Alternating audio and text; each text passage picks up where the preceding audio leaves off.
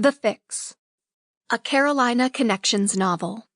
Written by Sylvie Stewart. Narrated by Alice Wander.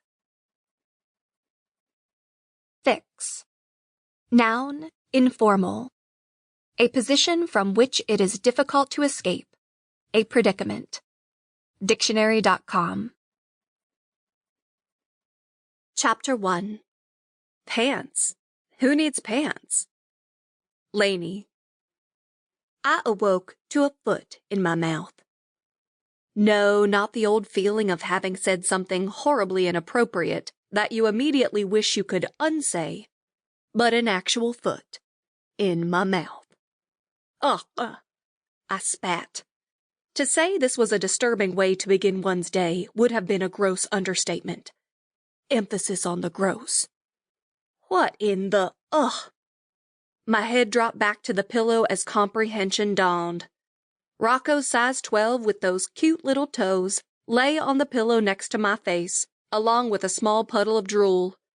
I took in his sleeping form, passed out upside down in nothing but his Ninja Turtle underwear. We can't keep doing this, dude, I whispered to myself. My little exhibitionist, having contorted himself into some kind of inverted nocturnal backbend, had spent the night in my bed, yet again. Being awakened by small naked body parts was starting to mess with my head. Not to mention, who knew where those little feet had been? Oh, wait, I did. Blech. Completely unprepared to get up for the day, I snuggled back into my favorite dogwood-printed sheets and stared up at the ceiling. I was discovering that moving to a strange new house was rough on a kid. Hell, it was rough on me, and I was 20 years older than him.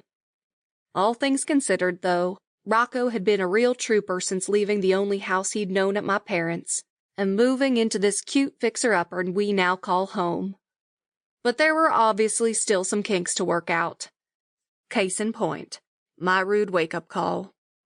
When my parents first brought up the possibility of their out-of-state move, I don't think I'd ever seen them so edgy. There was lots of hand-wringing and, well, you know, before I had demanded they just spit it out. I was halfway convinced one or both of them was dying of Ebola or something equally horrifying. I'd been feeling increasingly uncomfortable for leaning on them so heavily since the little stick had turned blue, so it was almost a relief to have the decision to get a place of my own taken out of my hands. Turns out, while I had feared our moving out would hurt my parents' feelings, they had been afraid I'd fall. Sample complete. Ready to continue?